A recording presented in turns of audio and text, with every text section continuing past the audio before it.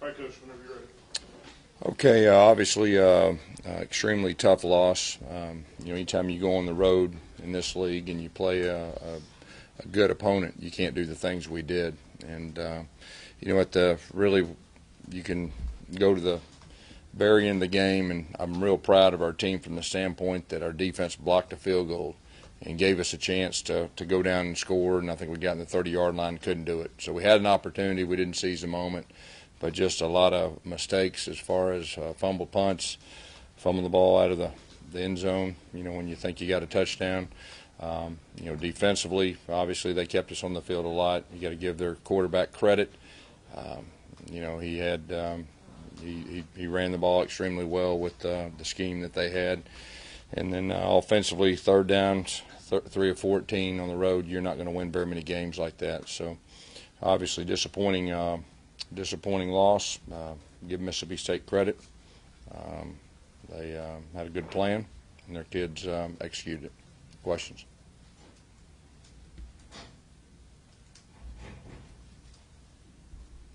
Any questions? When you guys realized in the first half you weren't able to run the ball as successfully as you wanted, what did you do at halftime? Yeah, we were having trouble with our zone scheme, getting a little bit of movement, and started trying to get outside on the perimeter a little bit more in the really late second quarter, and then in the second half started throwing it a little bit more. We had a little success right there. Like I said, we just had a couple opportunities. A game like this, when you have opportunities, you got to seize the moment.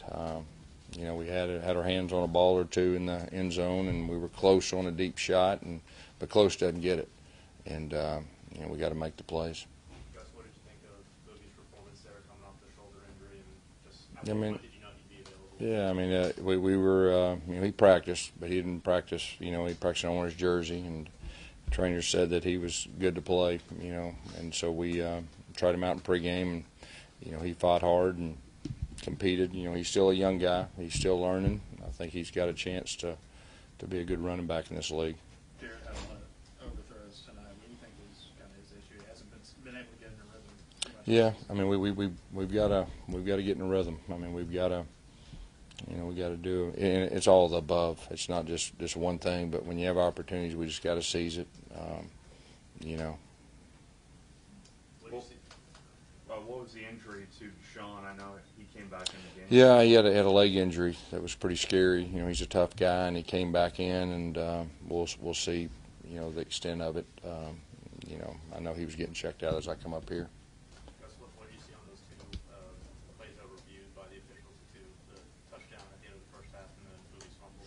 Yeah, the one at the first half, that was a huge play in the game. That was a huge play, huge call, and all that. And it doesn't matter if I agree or disagree. It's just something you deal with, and that's part of the game. And we've got to overcome it. The one, down at when the ball came out, I know it was close, but I don't, it was a touchback. That's what they said. So that's what you deal. But even those two things, still we have opportunities, and didn't seize a moment. Similar to that, what were you trying to communicate to the referees after that Ryan Davis? Yeah, the whistle blew. There was an inadvertent whistle that blew, and so, then they explained that, if it happened simultaneously or something like that. But that's what I was saying, because they blew the whistle. Guys, were you pleased with prep during the week leading up to it? I was pleased with the prep. Our focus, the first road game, I know they were excited, to play and on the road. But like I said, when you make the mistakes we made on the road, you're not going to win very many games. And I'll say this: our kids played hard and they fought their butt off, and I'm proud of them. But obviously the mistakes, and we got to coach them better, and we got to do a better job, and that starts with me. With the offense struggling as much as it has midway through the season now, do you take some time to just kind of reassess what's going on that side of the ball? Yeah, I think each game you gather information and you put together a plan with the guys, and you try to continue to improve. We'll continue to do that, and the reality is, after 6 games, the young guys are inexperienced. They're not inexperienced anymore, so we got to start showing improvement, and I expect that we will. I guess it looked like third downs and time of possession were your big problem. Yeah. I mean, our defense was on the field most of the game.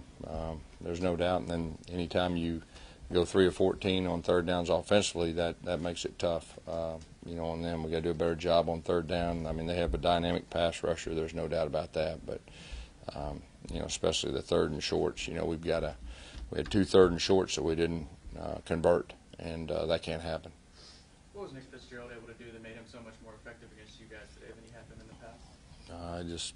They ran their speed sweep read. He's got long arms, and they did a good job with their scheme, and they had a couple wrinkles, and he's pretty good when he gets going downhill, and he got going downhill a few times. What did you say to the guys post-game, Coach? I just said I was just honest with them. We made too many mistakes to win a game like that, and we just got to man up, and our backs against the wall like it was last year at this time, and we got to do the same thing we did last year, and we got to play better. We got to coach them better. But I was just honest with them, and we'll get back to Auburn, and tomorrow we'll turn the page, and we got to solve some of our issues. You talked about being aggressive, and that's one of the things. You get that turnover early. Yeah. 4th and 1, and field goal units on there before they even measure. Yeah.